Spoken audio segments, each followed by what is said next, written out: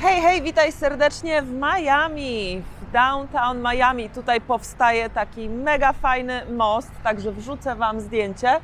Witaj na moim kanale Polka w Ameryce. Strasznie wieje i nie ma jeszcze słońca, jest ranek. Natomiast no nie zawsze musi być idealnie, pięknie i słonecznie w Miami. Czasem zdarza się i taka pogoda. W lecie wręcz codziennie pada. No ale nie o tym, tak tylko chciałam Wam opowiedzieć o moim otoczeniu. Idę właśnie tutaj na spacer, pokażę Wam trochę to downtown Miami. Chciałabym Wam dzisiaj poopowiadać o byciu emigrantem. Ojejku, jak wieje, wow! Schowałam mikrofon pod koszulkę, mam nadzieję, że będzie dobrze słychać. Chciałabym dzisiaj Wam opowiedzieć, jakie bym dawała rady emigrantom, Polakom, którzy planują wyjazd za granicę, którzy chcą się wyprowadzić z Polski. Także zapraszam Was serdecznie na ten wietrzny, ale i ciekawy odcinek.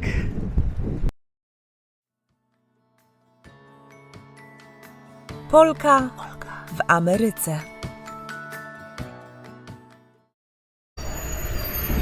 To jest taki trolley, można za darmo pojeździć sobie po Miami takim autobusem starym.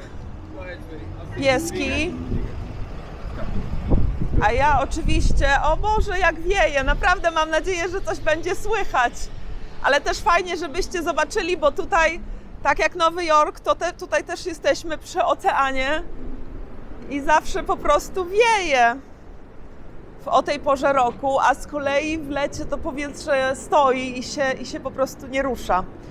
Mam całą listę, znowu sobie wypisałam takich czynników i rad, które bym dawała właśnie imigrantom i szkoda, że ja jakby nie miałam takiej osoby, która mogłaby mi też opowiedzieć, z czym to się je, dlaczego wyjazd za granicę wcale nie jest taki idylliczny i prosty, jak może nam się wydawać. Także mam nadzieję, że tym odcinkiem ja z kolei będę w stanie komuś pomóc, bo niestety mnie nikt nie ostrzegł i nie o wszystkich jakby czynnikach i rzeczach związanych z emigracją zdawałam sobie sprawę. Zacznijmy od początku mojej listy. Przede wszystkim najważniejsza rzecz to miej jakieś oszczędności. Nie jedź z pustym kątem. Ja rozumiem, że większość ludzi, którzy wyjeżdżają za granicę, już teraz niekoniecznie, bo już teraz sytuacja w Polsce się polepszyła, ale kilka lat temu wyjeżdżało się jeszcze za pracą de facto, z chęcią zarobienia pieniędzy, na przykład w euro czy w dolarach. To ten przelicznik zawsze był taki, że po roku, dwóch pracy za granicą można było kupować nawet sobie mieszkanie w Polsce, natomiast teraz wiemy, że wygląda to już niestety inaczej i inne są realia. I taka podstawowa rada właśnie to nie jedź z pustym kątem, jedź z oszczędnościami, żeby brać pod uwagę, że przez pierwsze miesiące będzie Ci ciężko. Tutaj akurat jest pełno ptaszków, nie wiem, czy to słychać. Kolejna rada, jak już gdzieś zamieszkasz, muszę nacisnąć guzik, że chcę przejść przez jezdnię. Jak już gdzieś zamieszkasz, to zawsze jak przeprowadzam się, bo to ja już mieszkam 12 lat na obczyźnie. Pierwsze 2 lata byłam w Rzymie i od 10 lat w USA. I pierwsze, co zawsze robię, jak przyjeżdżam do nowego miejsca, to de facto chodzę sobie po okolicy mojego mieszkania. Przede wszystkim, jak szukasz mieszkania, sprawdź kryminalność danej okolicy. Najlepiej by było to mieszkanie zobaczyć na żywo, bo wiadomo, i zapach ma znaczenie, wysokość sufitu ma znaczenie, czy śmierdzi grzybem, czy są jakieś zacieki, czy są jakieś robaki. To wszystko, słuchajcie, może w Polsce nie jest aż tak popularne, ale za granicą spotkałam się często z fatalnymi takimi warunkami. Mówię tutaj o Rzymie i o Nowym Jorku i o Florydzie. Czasami to jest przerażające, jak źle ludzie za granicą potrafią żyć. Więc jak szukacie mieszkania na początku czy pokoju, to większość z Was będzie szukało tańszej opcji, bo wyjeżdżacie za granicę, bo szukacie. Więc ja bym polecała zrobić tak jak moi znajomi, którzy jak się przeprowadzali do Nowego Jorku, to na pierwszy tydzień wynajęli sobie Airbnb i po prostu szukali mieszkania na wynajęcie. Jak już mieszkali w tym Airbnb, to sobie chodzili, patrzyli na te mieszkanka, gdzie poumawiali się na spotkania. Bo naprawdę lepiej coś takiego zobaczyć na żywo. I jak już masz to mieszkanie, jak już masz ten pokój, to zacznij sobie chodzić. O, akurat przyjechała kolejka. Jak już masz takie mieszkanie, to zacznij sobie chodzić po okolicy, żeby wiedzieć, dobra, w tą stronę jak pójdę jest weterynarz, w tą stronę pan, nie wiem, naprawia zegarki, tutaj jest dobra knajpa z kuchnią, nie wiem, peruwiańską albo sushi, czyli to jedzenie, które lubię. Za nami tutaj takie metro w ogóle jeździ górą, ponieważ tutaj są takie wody gruntowe, że nie da się budować pod ziemią na Florydzie, bo po prostu woda płynie pod nami de facto. Czyli właśnie to jest ważne, żeby wiedzieć, co się wokół Ciebie dzieje, gdzie możesz iść na spacer, gdzie masz jakieś najbliższe sklepy, jakie masz opcje tych sklepów. W jednym sklepie tańsze jest to, w innym sklepie są lepsze produkty. Także trzeba się po prostu rozeznać i sobie pochodzić. Akurat teraz przechodzę w takiej okolicy z bezdomnymi, którzy tutaj siedzą po rogach. Na wszelki wypadek to też pokazuje, jakby były osoby takie, które zawsze mi piszą, a bo to tylko w Stanach Demokratycznych są bezdomni, tylko w tych miastach. Aha, nie, wszędzie w USA są bezdomni, jest to olbrzymi problem. Kiedyś zrobię o tym odcinek, jak się odważę zrobić wywiad z bezdomnym, bo chciałabym porozmawiać z taką osobą, a nie, że ja sobie czytam statystyki, bo co to znaczy czytać sobie statystyki? Trzeba porozmawiać z taką osobą, zapytać, co tam się cholera dokładnie wydarzyło. No i w każdym razie, czyli chodź wokół własnego domu. To jest ta moja taka pierwsza główna rada i to za każdym razem mi pomagało w nowym miejscu, w którym zamieszkałam. Dalej. Znajdź mieszkanie niedaleko transportu publicznego, ponieważ będziesz chciała poznawać całe miasto, przemieszczać się. W związku z tym najlepiej, gdyby było Ci to ułatwione pozycją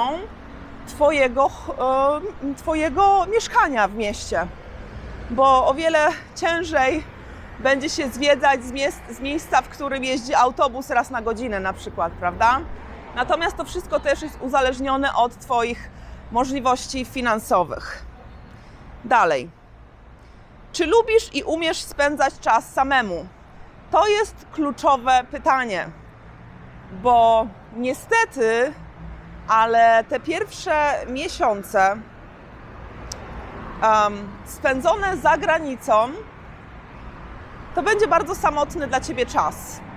Wszystko będzie nowe, wszystko będzie inne, dla Ciebie czasami nienaturalne, czasami lepsze, czasami gorsze niż w domu.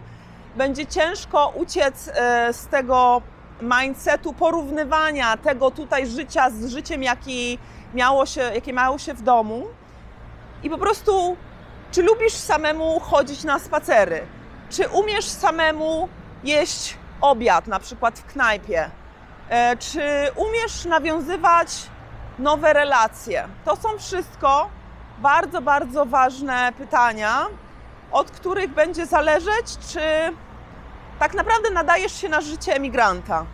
Bo osoba, która, dajmy na to, jeździ 2 razy w tygodniu do swoich rodziców, bo mama robi pranie i gotuje i w ogóle to fajnie pogadać z rodzicami, no to taka osoba będzie miała problem z wyjazdem, mimo że chce rozwinąć samą siebie i prowadzić to swoje życie po swojemu, to ciężko będzie wyjechać i tych rodziców zostawić, a rodzice mogą ci jeszcze mówić do tego, a po co jedziesz, nie wyjeżdżaj, zostawisz nas samych. Takie poczucie winy też na przykład mogą w tobie wzbudzać.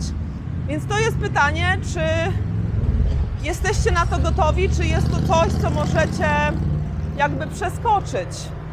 Na początku też, żeby nie czuć się faktycznie tak samotnie, to trzeba szukać sobie znajomych. I znajdowanie znajomych może odbywać się albo poprzez znalezienie sobie hobby w nowym miejscu, co też poprawi twój stan psychiczny w nowym miejscu, albo też możesz, nawet na Facebooku są różne grupy, gdzie możesz znajdować na przykład Polaków, którzy żyją w danym miejscu. I to nie mówię tylko tutaj w Stanach, tylko wszędzie, gdzie nie pojedziesz, do jakiego kraju się nie przeprowadzisz, na pewno będą tam już jacyś Polacy, a może akurat szukają znajomych, więc zacznij po prostu od Polaków, bo tak najłatwiej zacząć szukać właśnie znajomych z twojego kraju. I zastanów się też, czy znasz dobrze albo chociaż trochę język kraju, do którego jedziesz, bo wyobraź sobie sytuację, że masz cokolwiek do załatwienia, nie masz jeszcze na kogo liczyć, bo jesteś nową osobą w kraju, nikt ci jeszcze nie doradza, nikt ci nie pomaga, a musisz coś załatwić i nie znasz dobrze tego języka. No to chyba słabo, prawda? To by było bardzo i stresujące, i takie dołujące wręcz. Ja bym czuła takie zrezygnowanie i tak poddawanie się, kurde, no nic nie mogę. Jakbym teraz się przeprowadziła na przykład, nie wiem, do Francji, nie znam francuskiego, no to przecież byłaby masakra. Ja sobie nie wyobrażam. Zanim bym się pewnie przeprowadziła do Francji, to zrobiłabym sobie taki jakiś kurs ekstra, hiper szybki, 3-miesięczny, bardzo intensywny, żeby cokolwiek się po prostu nauczyć. Macie szansę nauczenia się języka, wykorzystajcie to. Trzeba po prostu to wykorzystać, żeby umieć już trochę ten język, jak się jedzie, bo naprawdę to jest olbrzymie utrudnienie, jeśli takiego języka się nie zna. Już moje włosy są all over the place, ale co tam, nieważne. Kurczę, zaczęło trochę kropić, ale mam nadzieję, że uda mi się tam dotrzeć, zanim tutaj się rozpada na dobre. Dobra, kolejna rzecz na liście. Przed wyjazdem zrobić research, jak założyć konto w banku, jakie dokumenty są potrzebne, jak z ubezpieczeniem. To jest, słuchajcie, prawdopodobnie najważniejsza z tych rad. Nigdy nie jedźcie w ciemno. Nie jedźcie w ciemno. Jak jeszcze nie macie pracy nagranej, no okej, to nie koniec świata. Natomiast nieznajomość praw, którymi dane miejsce się rządzi, nieznajomość, niewiedza o tym, jak założyć sobie takie konto w banku, jakich potrzeba dokumentów, by zdobyć pracę, jak jest z ubezpieczeniem zdrowotnym, nawet z emeryturą, jak zaczniesz pracować. Te wszystkie rzeczy są na was i wy musicie się tego dowiedzieć. Możecie, jasne, zatrudnić jakiegoś prawnika, który wam powie, co robić, natomiast samemu też trzeba zrobić niestety ten research, prawda? Bo to jest kluczowe. Wszystko wiemy, jak co wygląda w Polsce, bo całe życie spędziliśmy w Polsce, a tutaj w nowym miejscu wszystko jest nowe. Więc musicie się podowiadywać, poczytać, porównać oferty banków, czy tutaj w Stanach to na przykład ubezpieczalni zdrowotnych, bo firma firmie nierówna, prawda, jeśli chodzi o ubezpieczenia zdrowotne. Najważniejsze też, to jest dobre, co sobie zapytałam, ale przy okazji pokażę wam tutaj widoki, bo te budynki są przepiękne. Też wszystko zostało wybudowane w ostatnich latach. Miami się bardzo rozbudowywuje.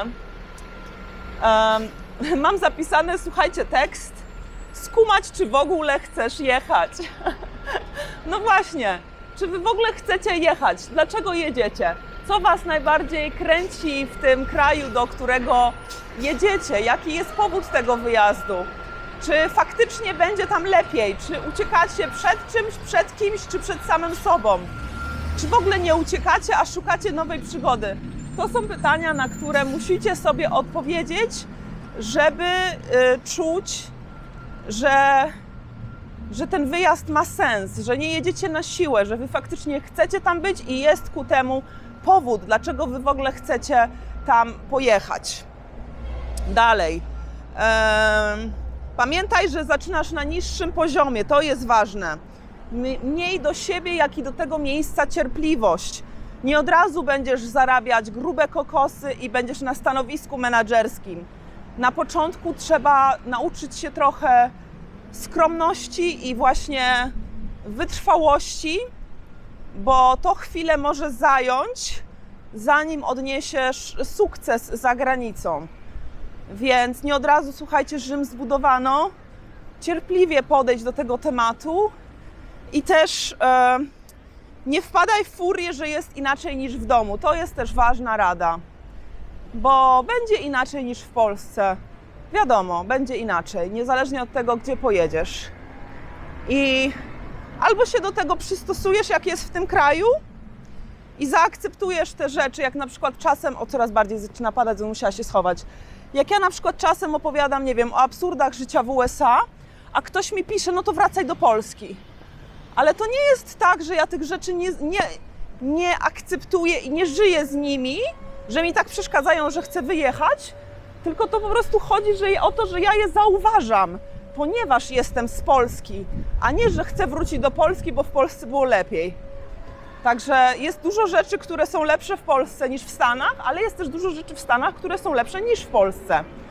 Więc nie ma co w ten sposób tego przykładać. Natomiast musisz zaakceptować te różne absurdy i sytuacje i ludzi, którzy cię spotykają w tym nowym kraju, bo to nie będą po prostu takie same warunki, jakie mieliście w Polsce.